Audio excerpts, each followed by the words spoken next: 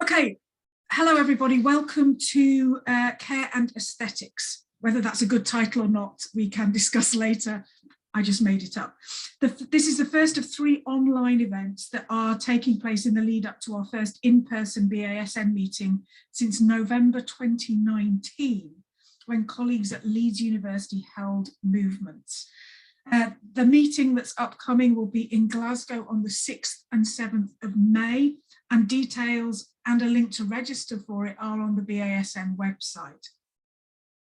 The sequence of events that today's session initiates is focused on care, not only because it's a complex issue that can be approached from multiple perspectives, and so is absolutely right for what we do at the British Animal Studies Network.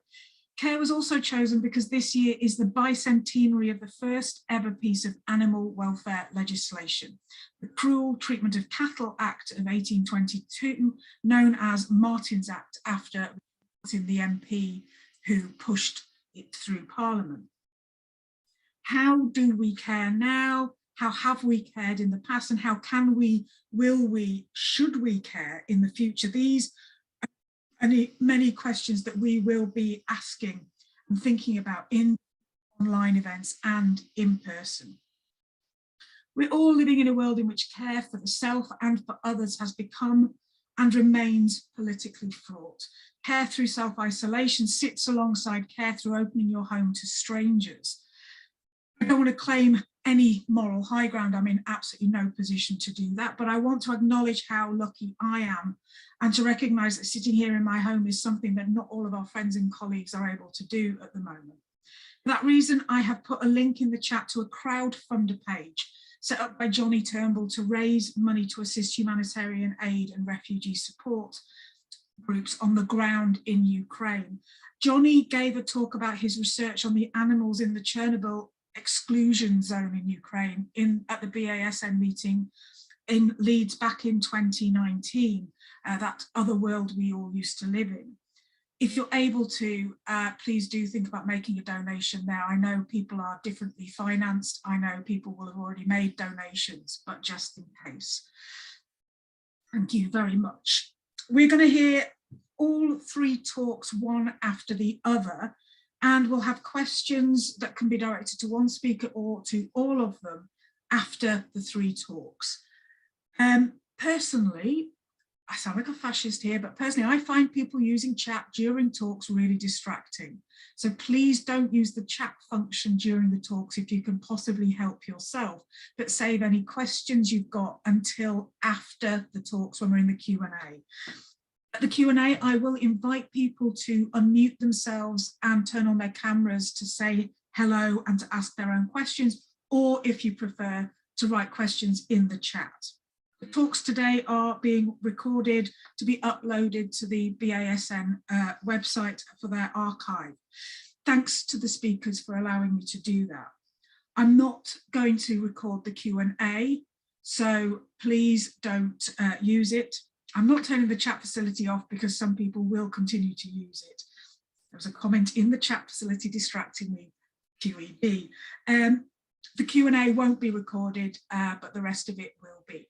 So I am now going to, Natalie, would you like to start uploading your, sharing your screen while I do your introduction? So Natalie is our first speaker. She's in the first year of a PhD at the University of Queensland, where her research explores how architecture influences bird and human relationships. She investigates how human-built structures such as chicken coops, cockfighting arenas, observation hides, sky burial sites and penguinariums act as an intermediary for material exchanges in addition to cultural and social symbolism. She also works as a casual academic at University of Queensland, tutoring architectural design, theory and history. And additionally, she's a guest editor at Australasian Animal Studies Association. And her talk today is called Caring for Penguins in View, a brief history of how care shaped the development of the Penguinarium. Over to you, Natalie. All right, fantastic. So actually my last year of my PhD, so there's that in theory. Okay, so here we go. Everybody hears me, I'm hoping. All right. Okay, This brief history brings to the fore different ways that care influenced the creation of penguinariums. Penguinariums are an architectural archetype that developed during the mid-20th century, and they are unique amongst penguin enclosures for the implementation of mechanical services, which climatize the environment and filter the water. The word care is wrapped into many associations. As a noun, it can be a necessary provision for welfare, health, or enrichment, and as a verb, it relates to feeling, attachment, or interest, to care. There are also occupations like caregivers, caretakers, and carers. This history considers how different modes of care shape the lifestyle of captive penguins, the public image of exhibited penguins, and the zoological investment into penguins that led to the Detroit Zoo Penguinarium in 1968.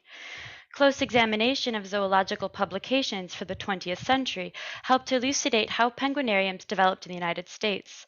This mid-century penguinarium is of special interest to my broader area of research on the history of penguinariums and their impact on human-penguin relationships today, with special interest in the Polk Penguin Conservation Center at the Detroit Zoo. What were things like for the relatives of penguins like Pickles, Pudge, and Sassy? The history of captive penguins, some of whom are ancestors of current-day captive penguins, is riddled with suffering. Penguins may have been best cared for if they were left in their homelands. The many uses of the word care come to an interesting intersection in human-animal studies, where questions around caring emerge in animal ethics, animal welfare, and animal liberation and rights literature. For comparison, welfare may address the immediate needs of an individual animal, like caring for an injured bird that crashed into a window, whereas an activist may have a caring attitude, following with what Kenneth Shapiro describes in the article The Caring Sleuth as one of a continuous sensitivity and responsiveness, not a transitory awareness or momentary concern. These differences matter because care also extends to other actors, such as a finance officer, who may care for a zoo's economic future, but may be far removed from an individual animal's daily life, whereas a zookeeper cares intimately for an individual or group of captive animals, cleaning up waste and providing essentials. There are 18 species of penguins, and all are unique amongst birds for their ability to swim, not fly. They live in some of our planet's most extreme climates and oceans. Penguins are bipedal out of water, and they have forward-facing eyes, which gives them relatable qualities. And in the earliest accounts recorded by European sailors, penguins are described as moving like tottering children. For European explorers, penguins were a source of food and used to resupply stores. They were effortlessly exploited, since they were friendly and easy to catch on land. Penguin Islands were marked out by cartographers and were important to sailors on long voyages. Sailors, adventurers, and colonists were the only Europeans to make contact with living penguins until the 19th century. The first living penguin is thought to have been brought back to Europe in 1865 and was presented to the Zoological Society, London.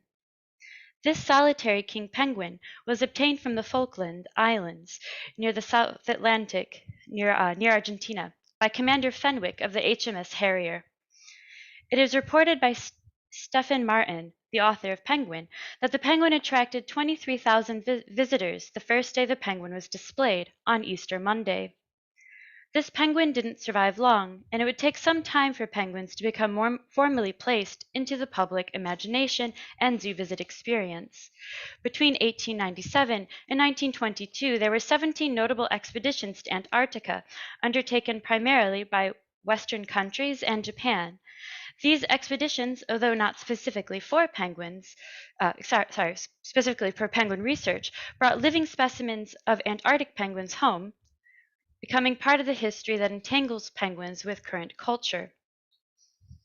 The connection that zoogoers in Europe had with penguins radically changed, however, in 1919 at the Edinburgh Zoo, when two of the three penguins that arrived in 1914, just 5 years earlier, successfully incubated an egg and had a chick. A common belief from the 20th century that persists in some circles today is that well-cared-for animals breed, and therefore success in incubating eggs signified a permanence of the penguin at the zoo. It also solidified Edinburgh Zoo as an authority on breeding penguins. Today, breeding at zoos continues to be a point of confusion and disagreement, which won't be addressed in this paper. But zoos benefit financially and in social media presence when they have young animals, usually heavily promoting baby megafauna on web pages. Cultural associations with penguins are relatively new to the people of the Northern Hemisphere, a little more than 100 years. But in the native homelands of penguins, they are present in human mythology, folklore, and customs. As an example, the Maori, the indigenous people of what is today called New Zealand, Tawaki, or the Fiordland penguin, is a supernatural being connected to settlement folklore. Tawaki care for their young on New Zealand's southern coastlines, their ancestral home. Today, penguins are figures for children's toys, characters in a wide variety of films, and even mascots for businesses. For zoo and aquarium goers, a chance to see penguins is almost expected. And despite that there are colonies of wild penguins living near densely populated human settlements, such as Phillip Island, just south of Melbourne, Australia, for many of us, our first encounters with live penguins are viewing them in captivity. Even though there was some success breeding at the Edinburgh Zoo, the incubation in 1919 was an exception and not a norm of that time. In fact, zoologists and caretakers of penguins wanted to understand what they were doing wrong, as few wild-caught penguins acclimated to captive life, and disease was common. Furthermore, numerous penguins died at transport from the southern hemisphere. As documented by a 1960s zoo pathologist, 50 to 100% of wild captured penguins died in each delivery, usually from dehydration or overheating. There was an international effort to understand the problem with captive penguins, and most of these exchanges happened through a series of articles that were published via the International Zoo Yearbook, a journal that has been published by the Zoological Society London since 1960 on the welfare and care of zoo animals. The articles are written in English, and the exchanges between zoos from Europe and North America were especially perplexed by the troublesome penguins. What is perhaps most surprising is that with all of the fatalities and expenses, including transport and regularly acquiring new penguins, not one article read for this paper suggested to stop bringing penguins. By the 1960s, penguins were enshrined into the zoo experience, and it was a question of how can we do it, not why are we doing it. The Detroit Zoo, like other zoos of the period, had challenges keeping penguins alive, and in the early 1960s, it was rare for a penguin to live there more than 90 days after their arrival in Detroit. That is, if they survived transport. In part to the short life expectancy, the penguins at the Detroit Zoo didn't have their own exhibit, but would be placed alongside other creatures, either in the aquariums or startlingly with the hippos. Under the management of the zoo director, Frank McGinnis, plans were laid out for a new major exhibit that would feature penguins. The Penguinarium brief, crafted by McGinnis, had two major criteria to both improve the ease of care and husbandry of the penguins and the experience for the public. To improve husbandry, it would eliminate serious health hazards, mostly concerned with temperature and cleanliness, and for the public, as a former director of education at the zoo, William Austin explains, a second and crucial consideration for both its effect in encouraging a more authentic behavior and for its impact on the viewing public, it was to provide unhampered swimming facilities that would make it possible to demonstrate the unique underwater abilities of these flightless birds. This design idea emerged during the time of the 1960s International Zoo Yearbook publications on improving captivity for penguins. The architecture firm Cornelius L.T. Gabler and Associates designed possibly the world's first penguinarium for the Detroit Zoological Society. Penguinariums, as mentioned earlier, are distinct for their mechanical services. As an example, Tecton Penguin Pool, the 1934 pool at the London Zoo, has an outdoor viewing area but doesn't have mechanical systems conditioning the enclosure. Gabler worked on projects that he described as being centered chiefly around scientific and special purpose complexes. Construction began in 1967, and it would open in October of 1968. The Detroit Zoo Penguinarium implemented this emerging research, and Gabler was well equipped to manage based on his experience designing nuclear research facilities, including the Phoenix Memorial Laboratory, formerly the Phoenix Nuclear Research Laboratory, on the North Campus of the University of Michigan, constructed in the mid-1950s. His experience with laboratory services would prove helpful in designing the mechanical systems in the Penguinarium, which used the technology of air handling and cleaning found in nuclear buildings, and it was to create an ultra-clean environment for penguins. Gabler's design was based on an equilateral triangle and plan with curtailed corners. The exhibition space inside of the building was also triangular, with a 190,000 liter capacity pool and a total exhibition space of around 200 square meters. At the center of the pool, there's a triangular island feature.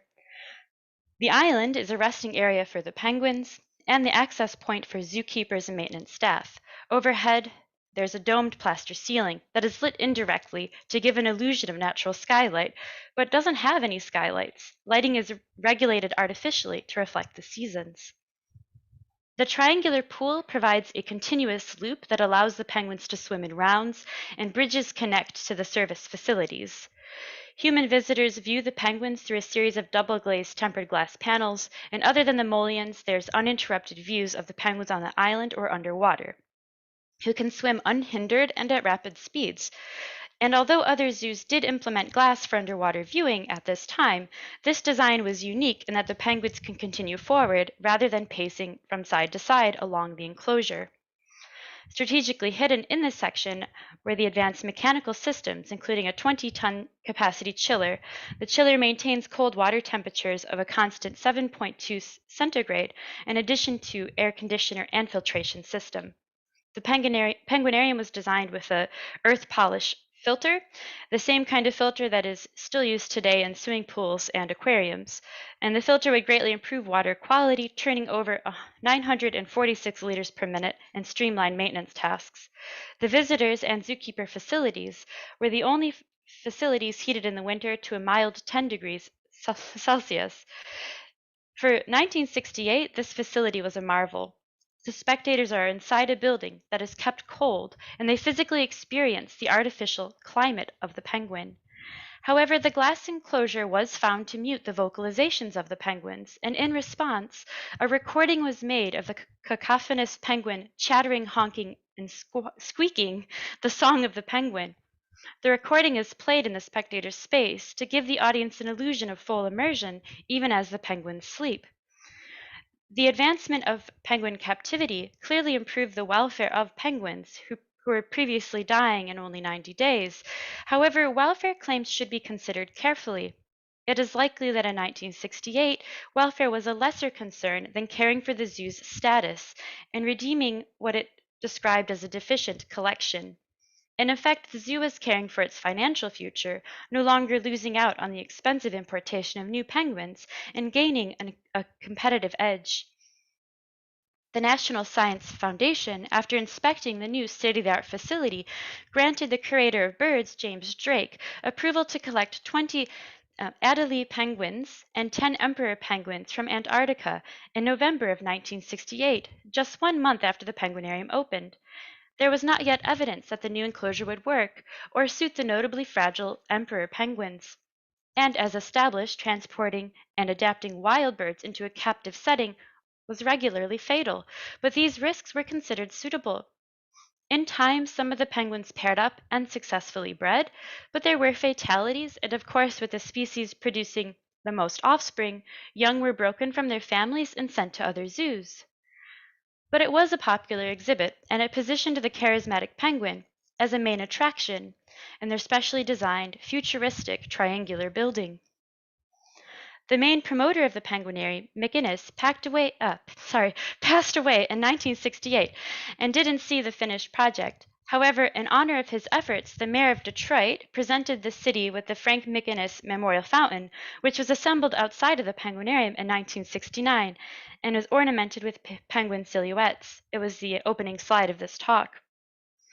In the 1980s, renovations of the Penguinarium improved the mechanical services, reformed the central island, and replaced educational graphics, as well as reorganized the species kept in the colony.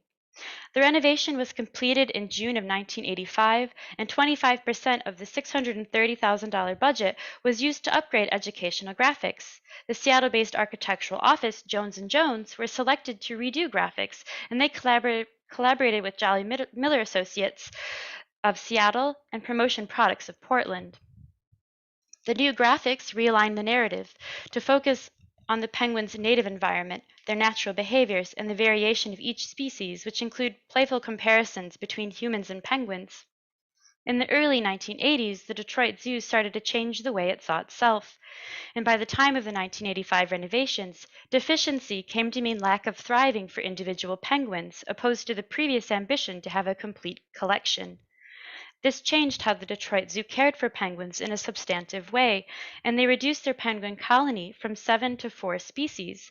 They sent the cold Antarctic penguins, remember the Emperor and the Natalie, to the facility at SeaWorld in San Diego, that had a better cold water exhibit at the time.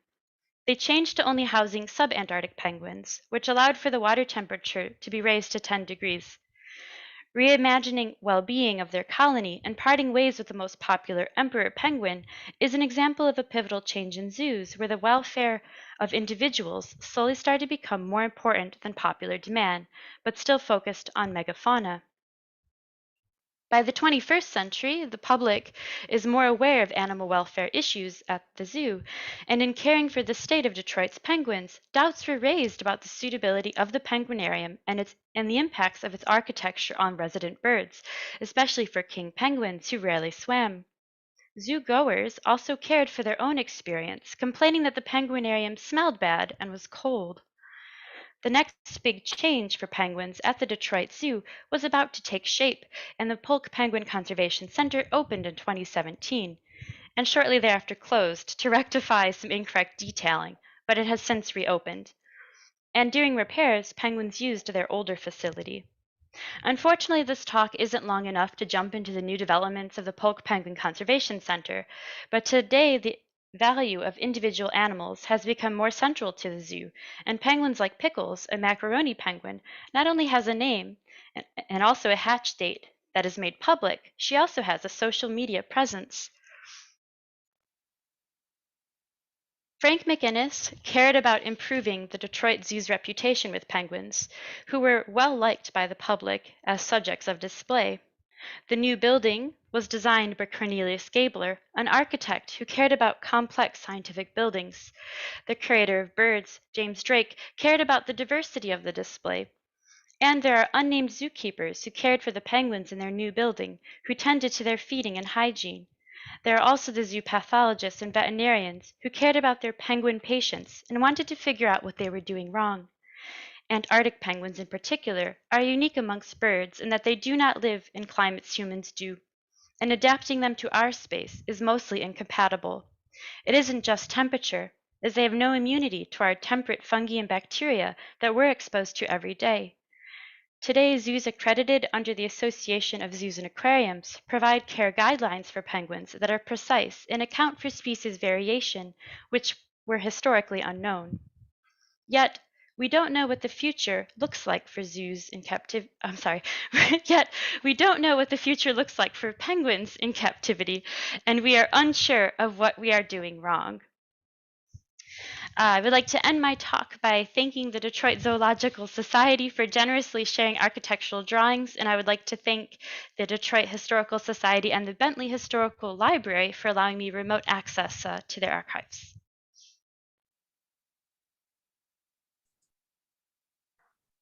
Brilliant. Thank you very much, Natalie. That was great. We will return to you for questions at the end of the other two papers, but brilliant. In the meantime, thank you very much. There's lots of applause going on around you. Amy, can I invite you to turn your screen on and to PowerPoint if everything is okay now? I'm doing it in Keynote, so hopefully this will work. Okay, it's open in Keynote, so I'm just going to check. While you're bringing it up, I will introduce you. Okay, so Amy Dover is a practice-based PhD candidate in fine art with art history and environmental sciences at the School of Arts and Culture, Newcastle University. She has a master's with distinction from Edinburgh College of Art, and she's worked as an artist for 14 years, working and exhibiting internationally, as well as collaborating with international animal charity organisation. She also works as a senior academic at Mimar School of Art and Design at Teesside University, as well as an educator for other organisations and institutions. And I'll hand over to you, Amy. Hello, everybody. Thank you very much for joining. Hopefully this will work because there's quite a bit of video content into it as well. So I'm going to go ahead. So yeah, I am in the early stages of my practice-based PhD in fine art at Newcastle University. So my research seeks to define a new position for scientific illustration as one of anthropocentric fiction, counteraction, and myth, rather than exact technical veracity, by simultaneously exploiting and subverting the historical relationship between art and science in order to describe alternate interspecies relationships. This research seeks to disrupt and establish species prejudices that impact negatively on biodiversity. My research aims to use art to disarm speciesism and help increase empathy for non-human animals, contributing to the shift in perspective that's needed in this age of the Anthropocene.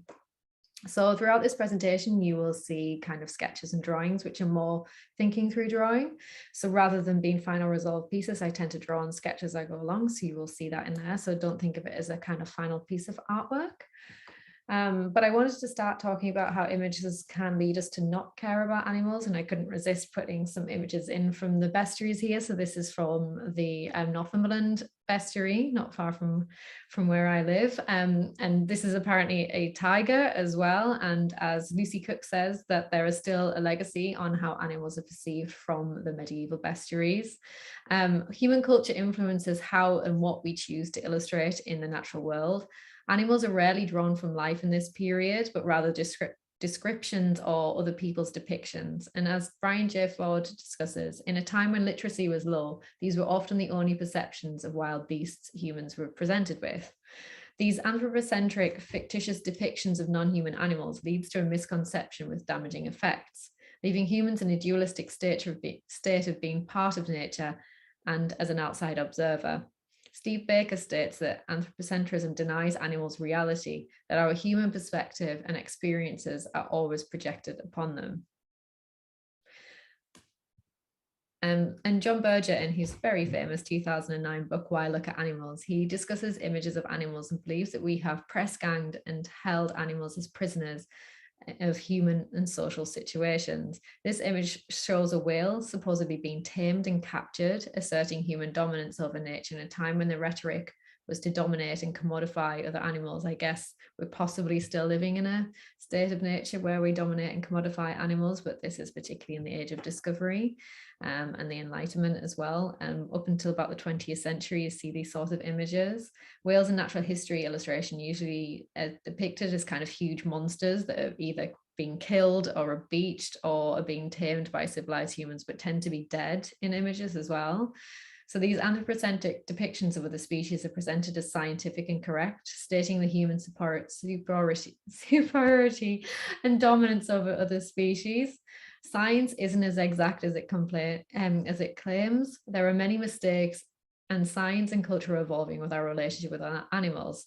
And Donna Haraway, in her Primate Visions, Gender, Race and Nature in the World of Modern Science, states that objective science is an ideological fiction and a powerful one, but it's a fiction that hides as it's designed to hide. So Lucy Aldrovandi, who is known as the father of natural history, published some 2,900 illustrations of the natural world. Many of them were completely fictitious, and he claimed that this was science. You can see here we've got a dragon, and I'm not even sure what that monster is at the top as well. And he guided the artist to how he wanted the animals to be perceived, or humans or human-animal combinations. These are photographs I've taken as well from my visit there in October, and I was doing drawings from the specimens and doing my own reflections on it. They also have the original book plates, the wood blocks that were made to make the illustrations in there as well, which are quite interesting. And this is before the cataloguing of specimens as well, so there's no information of where these animals have come from or who they are. And a lot of art that represents animals tends to be discussed as fine art, but as Alan Mail, who's professor of illustration, states that when the masses could not fully read but fully understand drawing and pictures, the power and influence of illustration is really strong. Illustration does not only create images of what is happening in the world, but has significant power to influence and affect society. And a great example, and you'll have to apologize, my French pronunciation is this, but Jacques Desserves created the majority of illustrations for Georges-Louis Leclerc, Comte de Buffon's Histoire Naturelle. And Buffon guided these illustrations by his ideals of nature, who, like René Descartes before him, believed strongly in the human dominion over nature.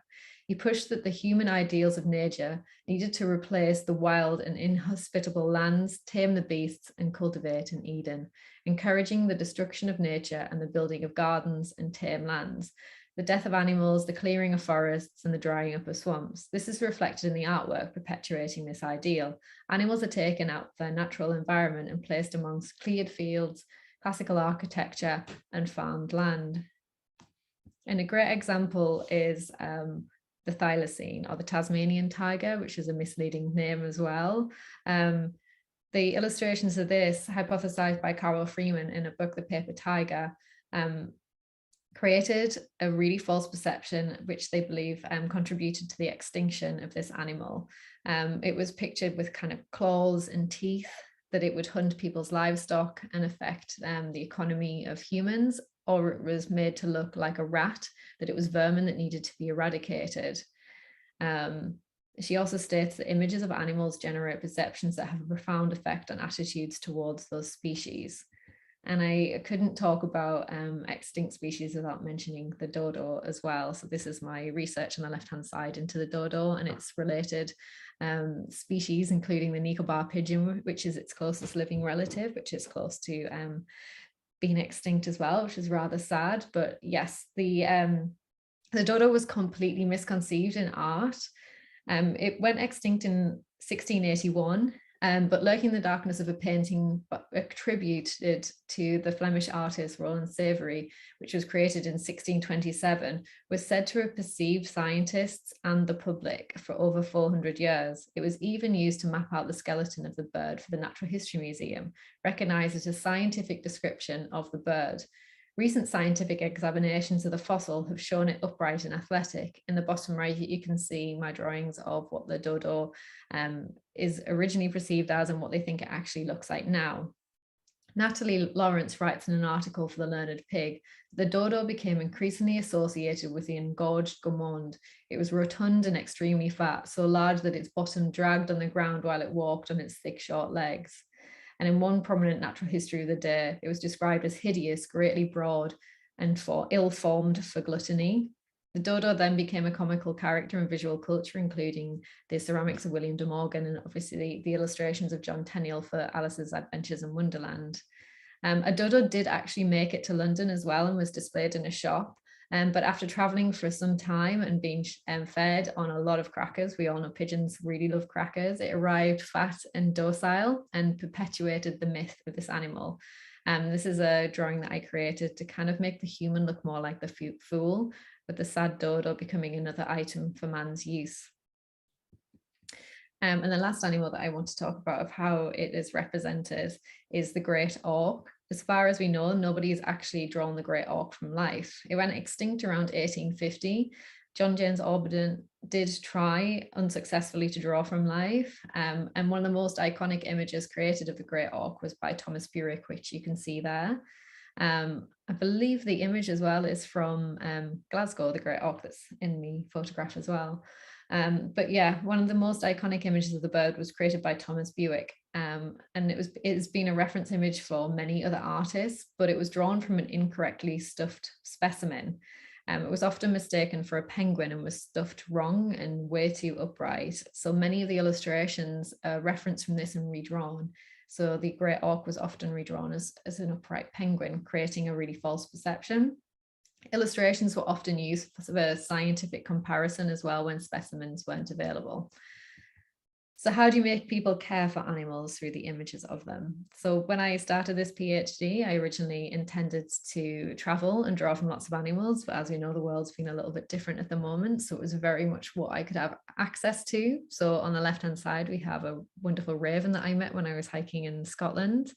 In the middle, we have some seals from a seal nature reserve in Hartlepool called Seal Sands. On the top right, we have some Geordie pigeons, which actually, when I was drawing them, left me a very big present in my hair, which was really delightful, and drawing from the Seal Rescue Centre in Tynemouth as well.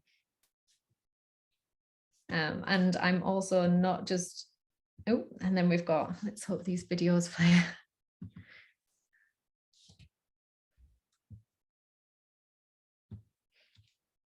Sorry guys, they were meant to be muted. I'm having a few technical issues today, but yeah, so these are some videos from different animals that I've been drawing. So we have the Kangon reindeers, so I'm really interested in rewilding projects as well and how they're represented, and some videos and photography that I have taken whilst I was traveling before COVID as well, in rescue centres as well. So I'm really interested in storytelling and representing real animals and who they are and where they live and where they're from.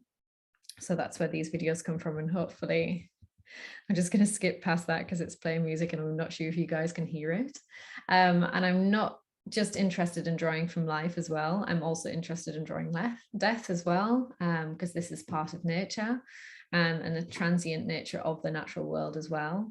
Death is just as important to generate new life. But I've reached the point where people often send me locations of where they found dead animals. So this was a whale up in Northumberland, which I drove up to draw, and I was chatting with the locals of what they thought about it as well. By the time I saw it, it was kind of more like a kind of smelly lump. It didn't really resemble a whale anymore, but very interesting anyway. And yeah, people often died of natural causes but give me animals to draw. So this is a mouse which a family friend saw passing away in her garden, and she brought it in the house for me to come and collect and draw. But I just believe that all animals should be represented as well, even the smallest animal, the ones that we don't care about as much. There shouldn't be that speciesism and prejudice of which animals that we represent as well. And as Lynn M. Jackson and Aaron Gibbings discuss, like human prejudice, speciesism reflects the contextually driven expression of desire to defend the status quo. So we tend to favour animals that better fit in with our own culture and narrative as well. There's a huge hatred for the wasp. Let's see if I can get this to play. So yeah, the wasps, people really hate wasps. It's kind of interesting. I've been doing quite a bit of research into it, but they are declining just as bees. There's a huge campaign to save the bees, and they're cute and fluffy, and people don't like wasps. So this is a prototype for a sculpture that I want to make on a much larger scale. I have a wasp's nest as well. I'm really interested in the kind of paper materiality of a wasp's nest. So this is something that I want to make on a large scale, so people have to put their head inside to find the wasp as well. So a lot of this work is still work in progress. And I've been studying chimpanzees in Chester Zoo as well. So it's very much what animals I can get access to, obviously mixed opinions on zoos. And what I found particularly interesting when I was studying the chimpanzees there is they live in obviously this kind of big large box, and that's where they live, so they have to defecate in that box as well. And there was a woman sort of shouting at the chimpanzees, calling them dirty monkeys because they were pooing and weeing, and I resisted the urge to correct her that they were apes as well. But you can see from my drawings as well, I'm obsessive of drawing fur in every little detail. I feel like I have to represent these animals in the best way I can and take my time over it and kind of honor them as well. And this is me picking out different details. So we have a baby's hand kind of clutching around the back of its mother, and we have a start of a drawing of a chimpanzee kind of contemplating itself, looking at its own hands as well, trying to create that sort of empathy for other species. And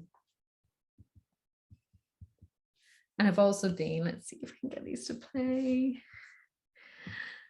I've also been exploring using different techniques, so using cyanotype, where you use the light from the sun to create prints. So this has been using specimens as well. So this is a bird that hit my parents' window, which I then started using as a form of kind of printmaking. And I've also been erasing my drawings with oil as well, so they kind of disappear when you hold them up to the light. Exploring again that kind of transience and the disappearing and the fading. And I've also been doing live drawings as well, which is really interesting. It's a bit nerve-wracking getting people to watch me draw, but it also gets people talking and asking what I'm doing and what it's about. So that's been really interesting, installing my work in gallery spaces and inviting people to come and chat about what I'm doing. Is this going to change? There we go. So I got really interested in the walrus. So the walrus has been extinct from Britain for quite some time, but anybody who follows the news will know that they like to make a reappearance.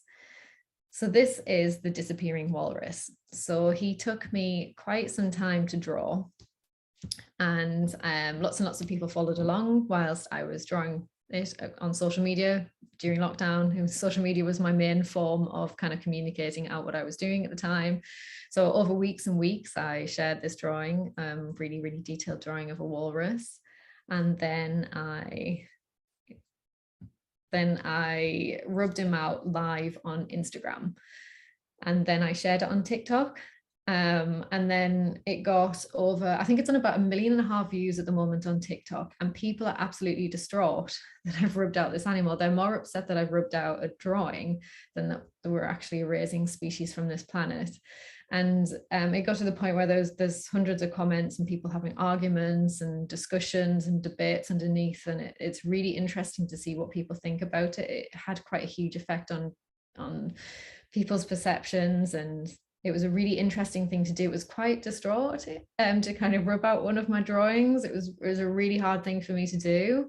And it's kind of left this really ghostly image behind, but I'm really interested in how that can generate discussions. So the last thing that I want to show you guys, because I think I'm running out of time, is something that I'm now working on. So off the back of this, I have drawn, he's not quite finished yet, as you'll see from the bottom, and his ear's not quite there. He is a life-size brown bear, and he is big enough for you to come face to face and look him in the eye. And in a couple of weeks, I am artist in residence for Natural England's Nature Recovery Conference, which is a big national conference about rewilding and recovering nature in the country. And I will be installing this as part of a workshop and inviting different people to rub it out. So the idea is that people then feel directly responsible for the erasure of animals, so that they know that they're contributing to the animals that are disappearing from this planet. And I wanted to pick the kind of archetypal kind of extinct British species, something that we associate with other nations rather than Britain these days, something big and wild. And it's very hard to grasp on a small scale, a small screen, how big he is as well. And I wanted him to be quite formidable. There is a critical relationship between art and nature, whereas science seeks to answer, art seeks to question. The job of the artist, according to Mark Dion, is to go against the grain of dominant culture, to challenge perceptions and conventions. And as George Brack states, whereas the artist often tries to stir emotion, science has to convince.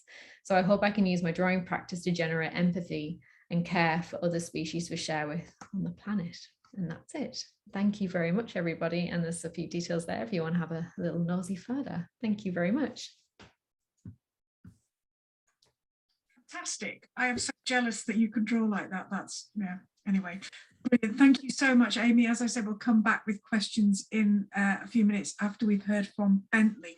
Bentley, can I invite you to share your screen as I introduce you? So Bentley is a creative practitioner working at the interface of human, animal and environmental health.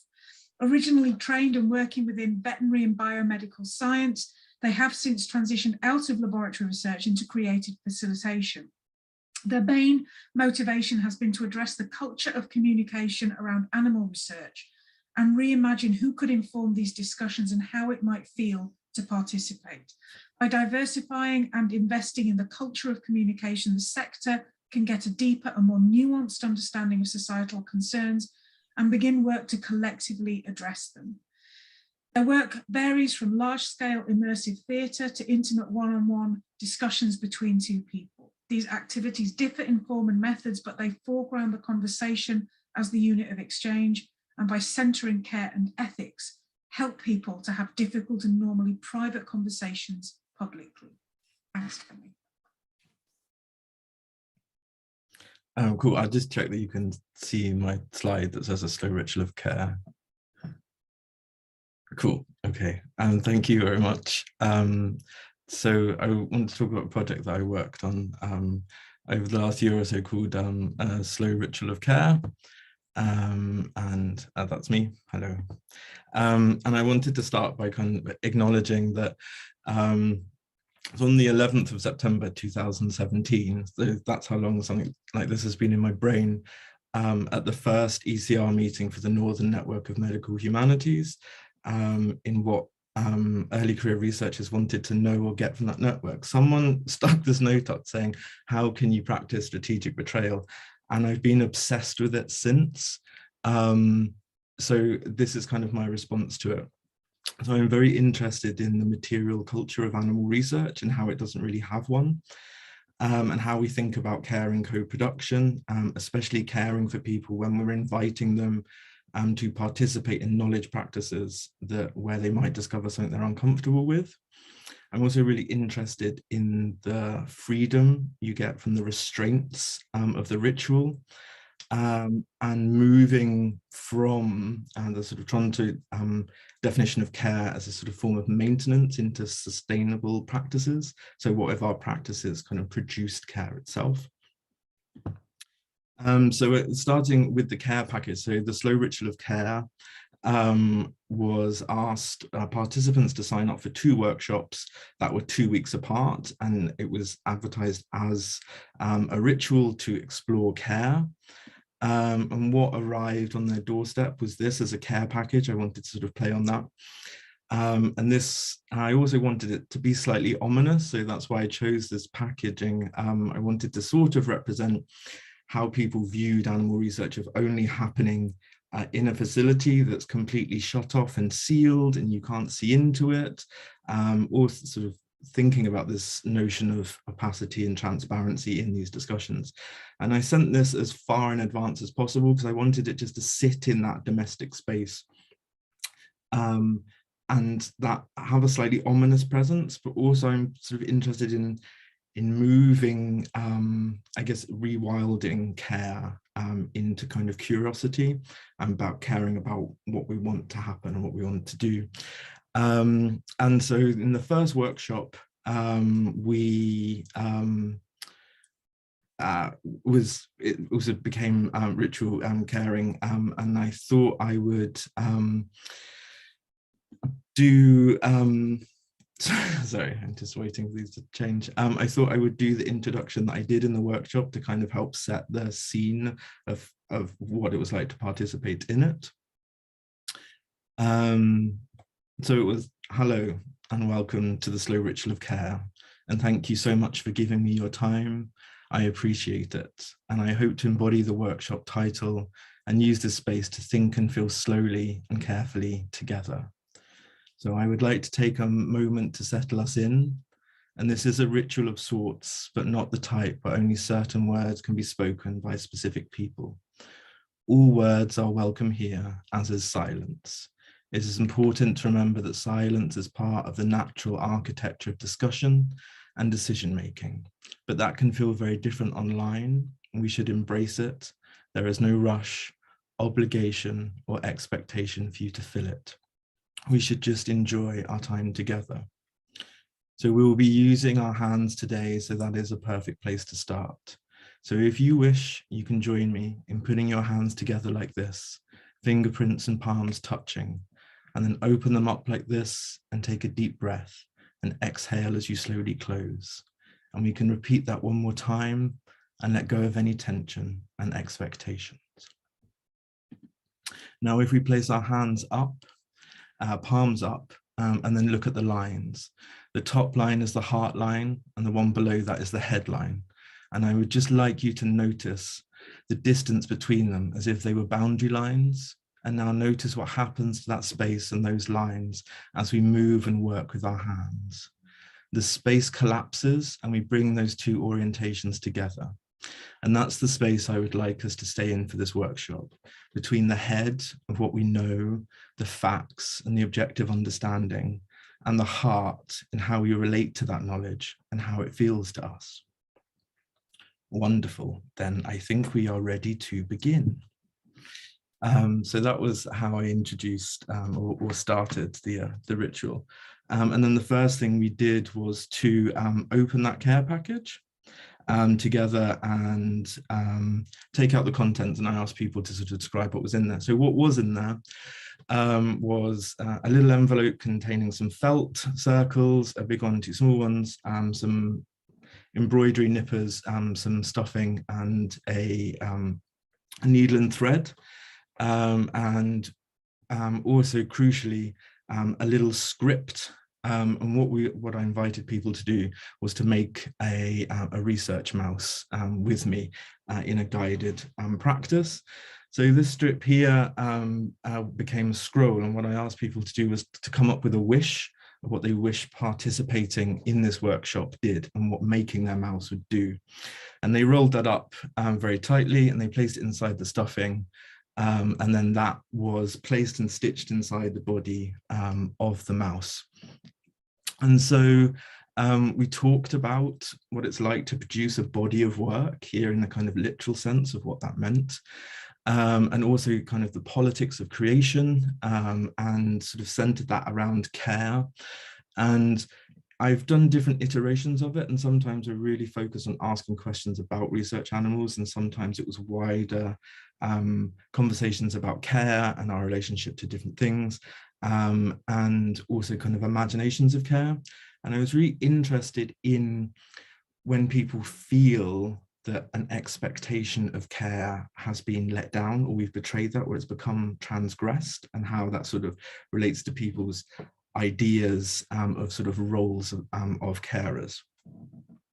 And then at the end of the workshop, so it was very much, the conversation was very much guided by the participants. I had prompts that I'd ask specific questions, but I let the conversation go where people wanted it. I wanted the conversation to be between people, not a kind of call and response from me. I was very interested in if you can still have that level of intimacy in the digital. And then at the end of that workshop of making the mouse, they completed some of these booklets that I also made. So I hand printed them again. This logo is my deconstructed mouse. So it's the tail of the top, the body, and the whiskers. It's about the aesthetics. And so I separated it into a rights booklet, which was basically a notebook for people to make notes on. And then there was two other sections to that notebook that was sealed, so people could make notes in the first workshop. And the second booklet was called Rituals for Care. And this is essentially, it's a mouse passport. It's passing on instructions for care. So people completed it, the date of birth, the place of birth, the colony that the mouse is part of, the name of the maker, the character of the mouse, so what they thought their mouse was like, and also instructions for care, which was the really crucial part. So people completed that in the workshop, and at the end of the workshop, we placed the mice and instructions for care into another prepaid envelope, and participants posted their mouse to another participant. And then we met 2 weeks later in another workshop. And this was where I wanted to revisit the work that we had done. So I opened it in the same way with that sort of opening ritual prose. And then I asked them to recall what happened, what they could remember from that sort of obelisk arriving through the post in the first workshop, what happened in the first workshop, what we discussed, to the mouse arriving. And then we talked about the difference between where the connections lied, and did people have a strong affinity for the mouse that they had created because it was the first time they were seeing them again, or had that shifted to the mouse that they had cared for. So they had been caring for something someone else had created for 2 weeks. And then we explored how individuals had interpreted the care instructions from other people. And then we could have, that again was led by people of how they wanted to talk about care, and the sort of connections that we had made, and revisiting some of the conversations we had had originally, but now through the lens from a caretaker rather than from a creator, and if that made us feel differently about things. And then it was the moment where what I had hinged the the kind of practice around, which was this notion of strategic betrayal. And again, this was a moment that I only did if I felt comfortable, if I felt that we had a connection and it was a kind of safe, if we had enough cohesion in the group to be able to do it. And I'm really interested in creative facilitation and engagement, thinking about what I owe you as the audience or the participant. Like, do I owe you comfort? And so what happens if a safe space becomes a brave space? And then what happens to think about the complexities of care, of what happens if I immerse you or I make you complicit in transgressing care. So I will go back to the framing that I would slowly stop the conversation when I got to a certain part, and then sort of return back to this, the structure of the ritual. And that would sort of go like this. So I would like us to pause again and return to our hands. And we have been in this space before, between the head and the heart. And I would like us now to consider this line, the fate line. And I would like to explore where that crosses our head and our hearts. And I would like you as makers to think back to the wish you made. And please do not share what that is, but please think about it coming true. Now I would like to offer you a right to perform. It is a choice to make.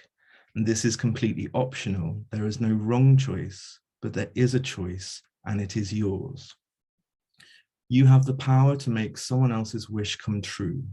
And to do that, you must read aloud here in this ritual. You will need to read it aloud here in this ritual. You will need to unmake what you have been caring for. Or you can choose to decline the wish, but the choice is yours. So essentially what I was asking them to do is unmake the mouse, because to make the wish come true, they had to get the wish out and read it. And then what followed was a negotiation between the caretakers and the creators about then who had the right to make that decision, without knowing what the outcomes kind of that sacrifice was, about that undoing. Who got to judge whether it would be worth it, who got to decide when we transgressed that kind of care, and then ideas of how long a caring relationship lasts, and if the responsibility and the weighting of who gets to make those decisions changes with time and distance, those sort of spatial arrangements of care in that temporal sort of relationship and lifespan of care. And we've had, I mean, this was my favorite part of it, because there was such deep silence about it, and then really interesting how people negotiated this and talked about it. So as people were doing this, sometimes again, if I was really focusing on what happens in research animals, I would then ask people to think about, or how they imagine those conversations happen in the laboratory. Who makes these decisions between technologists or maybe breeders who make the animals in a separate location? Or even the teams inside the locations that are making those animals, and the people who ultimately make decisions about their lives and their fate. So how do you have those negotiations in that scientific context of producing research? So we've had someone who just went straight in, absolutely happy to do it. And I think, again, they talked about later about how they were really interested in why they wanted to do that and explore that. Have had groups where no one has done it, no one's wants to do it, it's absolutely flatly rejected, and we've talked about why that might be the case and what that sort of mouse symbolizes, and if they had a right to refuse. And we've also had one where a compromise was made. Someone asked if they could read the wish, but as part of a microsurgery, so the mouse recovered from it. So we agreed that was, so they performed the surgery in a very kind of clinical performance, because they could feel the wish right on the edge. They kind of manipulated the wish right to the edge, and managed to take out a few stitches, take out the wish, and then stitch the mouse back up. So they got that in that sense, which I also found really interesting. And then I sort of, again, left some space and some time, because again, I wanted to think about how impactful engagement is, and again, how changing and care changes around that. And I have this sort of problem with arts-based stuff where you're asked to evaluate it straight away. So you you spend this time making these beautiful immersive words to take worlds, to take people somewhere else. And then as soon as you finish, you're going to smack them back into reality and say, you know, tell me all about it, write everything down. And I think what that makes is the thoughts they're having then become the thoughts they had about it, and it sort of cements it and takes them out of letting stuff sort of sit in their mind.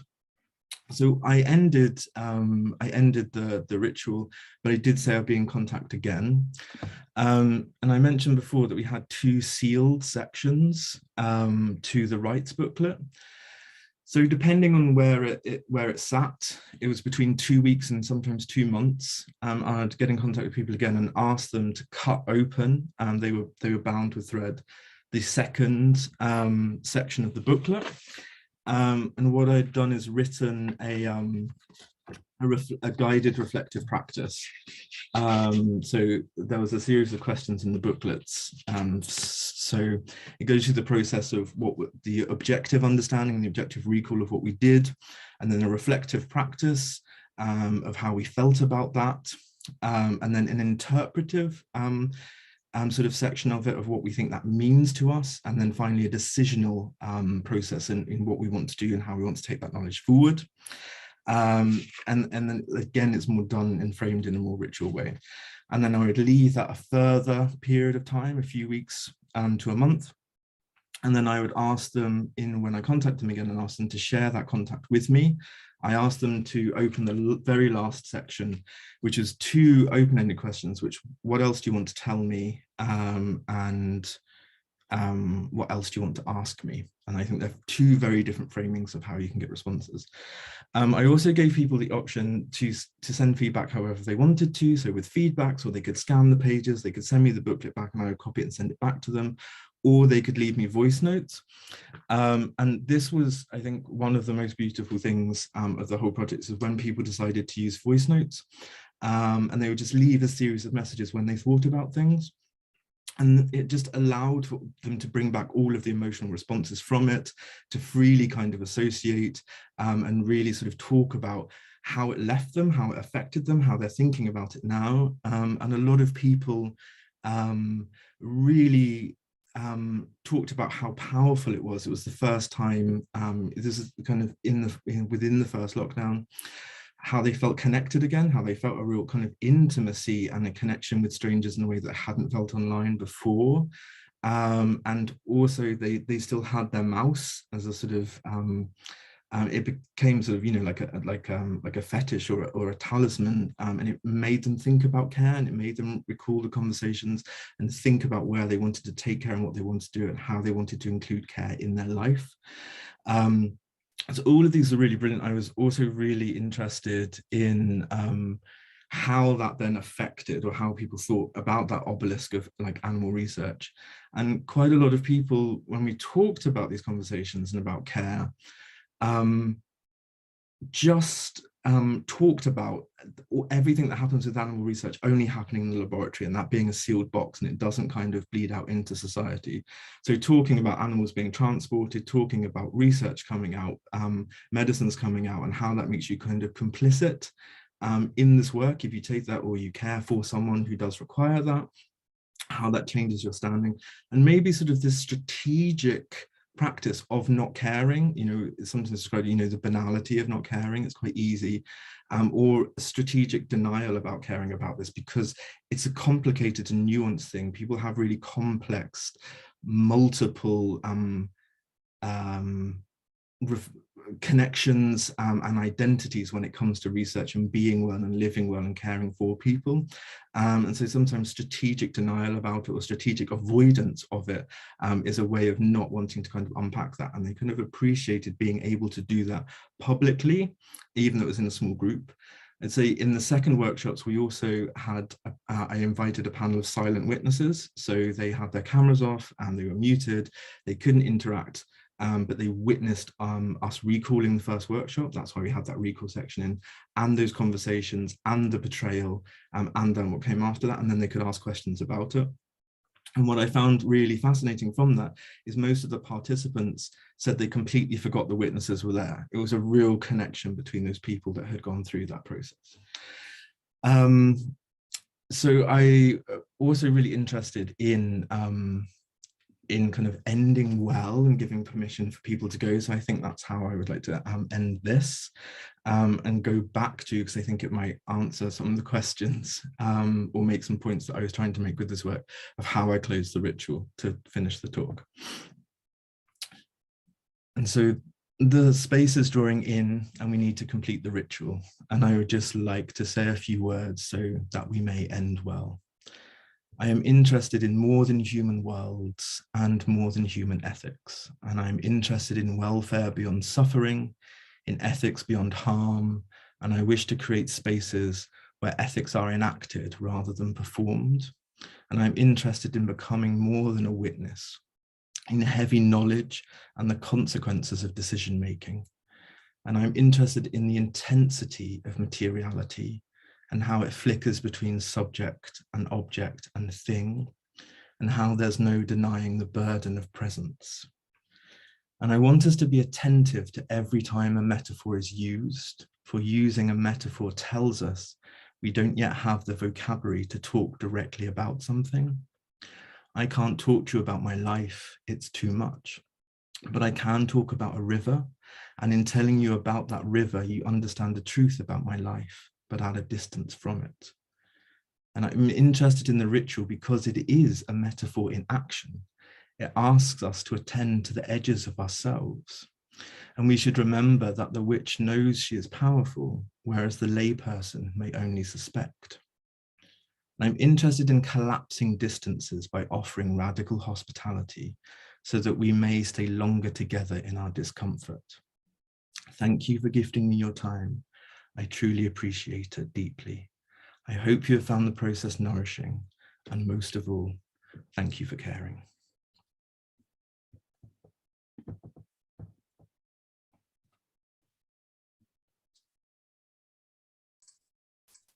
That was wonderful. Thank you so much. Brilliant.